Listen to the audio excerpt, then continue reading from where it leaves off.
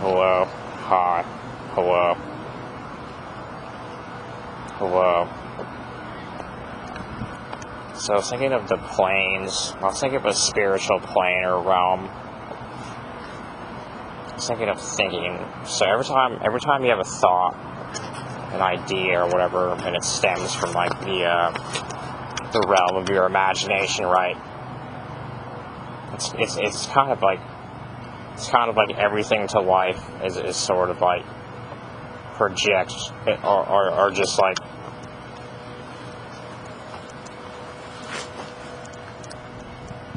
so you think of the realm of imagination. You think of imagination, and what is imagination? It's opening a doorway to the library of what your subconscious holds, right? So every time you imagine something, it's a creation, right?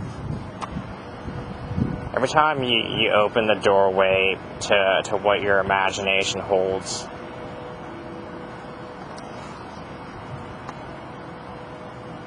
it's attaining super consciousness. So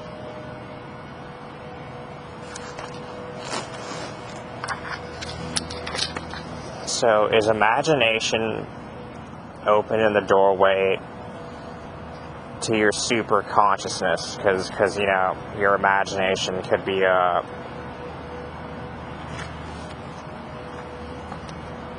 thinking, right?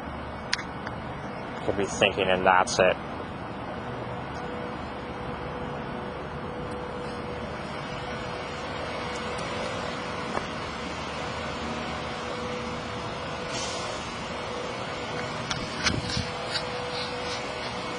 So I was thinking about the fourth dimension. Like, what would the fourth dimension be? When people say time is the fourth dimension, they're referring to like you're based in the third dimension. So without existence of the third dimension, there has to be a fourth, right? And the fourth would be it.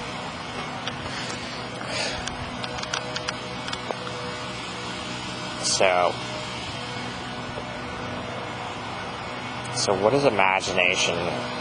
Is opening a doorway to another dimension.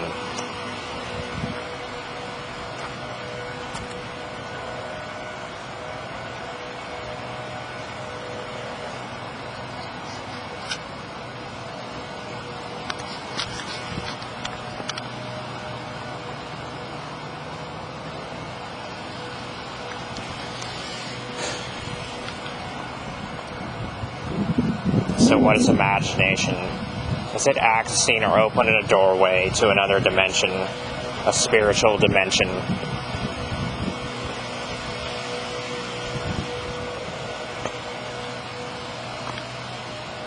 Every time you imagine something, it's a creation in your mind, right? And where do you go to in your mind?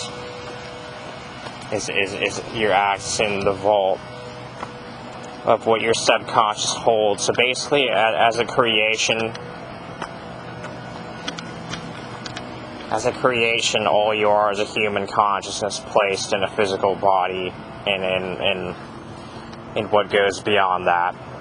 So it's much like a psychedelic trip or drugs. If you look into hallucinogenic drugs or anything, it's sort of like a key to opening or accessing like the super consciousness, right? So you see drugs or hallucinogenic trips. A lot of the time, people have spiritual experiences, or they, or whenever people have hallucinogenic trips, you alter the mind physically, right? But the question is, or did you? Are you open in the doorway to consciousness beyond the physical, right? That's exactly what super consciousness is. Every time someone has a psychedelic trip and they deem it a spiritual experience, they travel onto another dimension. They alter their perception of time. And what happens when you alter your perception of time is that time is based off of, or it's a product of the third dimension. So, like, what exists in the third dimension is happening, right? You say something like 5 or 10 minutes, you sit there, and you call it time, right? What happens in the 5 or 10 minutes is that you download whatever you experience in reality as a memory, and it opens the doorway. It's the creation of imagination. So you can't think of something or somebody before you've seen them, right? Before you've seen them. So for your human consciousness to download these memories, and it's what creates imagination. So, are hallucinogenic trips a key way? It's sort of like a key. You take the trip, or you take the drug, and you open the doorway to what your consciousness, the potential of what your consciousness experiences. So that's exactly why people deem it a spiritual experience. So I don't know much about psychedelic drugs. However, I've experienced several of them, I guess, in the past, and an ego death, and that's it. So I think dreams could be labeled as hallucinogenic trips in some weird way. Every night you sleep, your brain releases DMT, right, and melatonin and stuff like that. So what happens is it sort of acts like a psychedelic trip. You alter your brain physically, right? Every night you sleep, it's sort of like if you take a psychedelic drug, you alter your brain physically. However, it's sort of like attaining super consciousness. It opens the doorway to what your human consciousness can experience, right? And therefore that would be a spiritual experience. Every time you dream, you question, like, where are you? What is your human consciousness doing in these non-physical realms, right?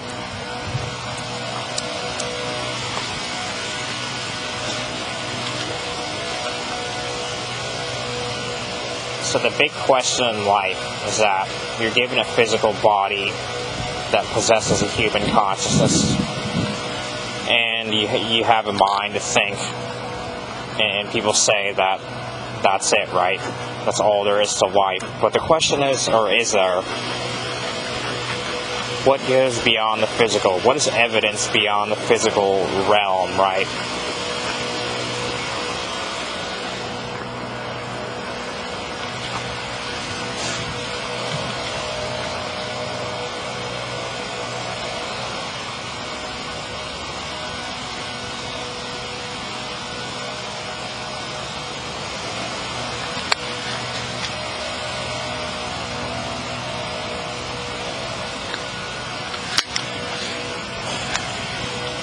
So, what's in the third dimension?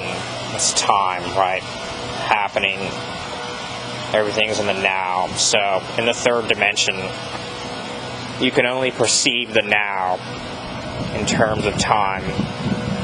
So, every time you sit there for 5 or 10 minutes, you say that, much like the third dimension is very limited, you can only perceive the now, right?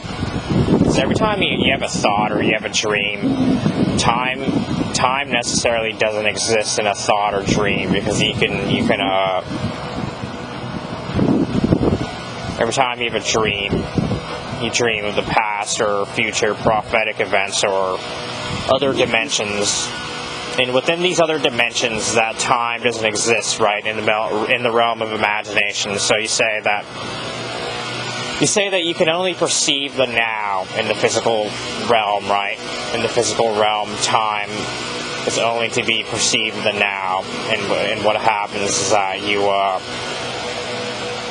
your memories are created by the past, right? And in this creation of your memories is what creates a dream. So every time you dream, you're perceiving.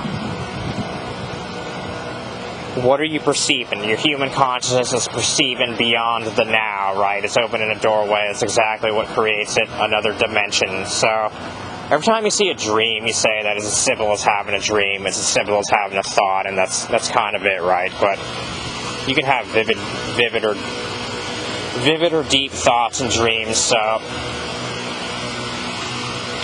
when you're trapped in your physical body and you perceive that all there is the physical body and plane is very limited, right? You can only perceive the now and time, and what happens is that's exactly the third dimension. Is your perception of the now. What happens is that you go through a day, right? You go through a memory. Like, how come you can't access those memories?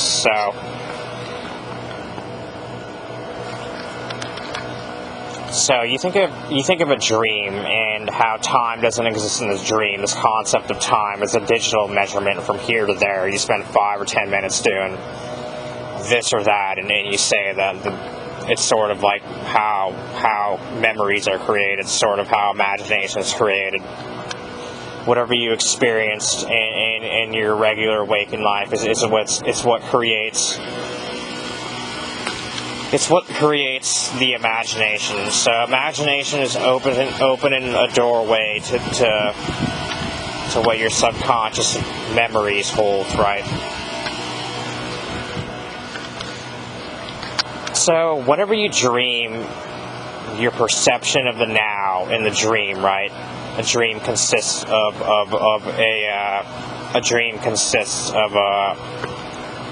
being in another dimension, and in the other dimension, you're sort of like in these alternate versions of created by our memories. So whenever you dream, you say you dream of being in your house and you watch TV.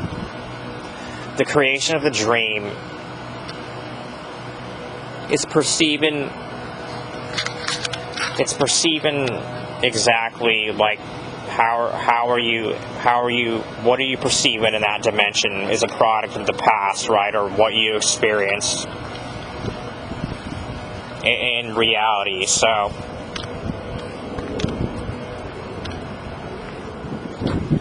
when you open your human consciousness to exploring dreams and you're consciously aware of being in the now in that dream, however, the dream is a spiritual dimension, right?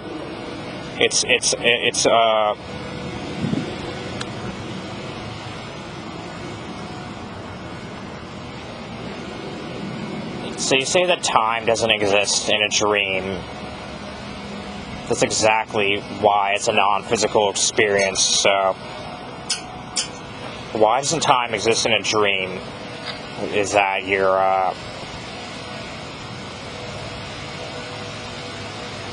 in a dream realm, you're no longer bound to the physical laws of life. Like time, when you spend 5 or 10 minutes in a moment or in a nightmare or suffer, and you say to yourself, in the product of what you experience, you say that how come this moment or how come this suffering can't last forever is because of the laws of physics or whatever you're doing or whatever. That doesn't have to be it. Whenever you smoke a joint and you say it lasted an hour, what happened to the experience? Is that you were perceiving life in the now, right?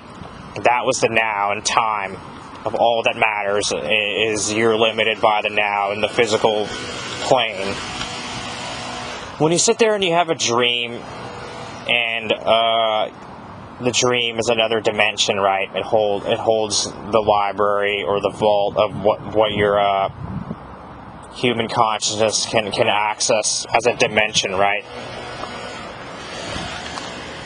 You create things in your mind, you fly in lucid dreams, and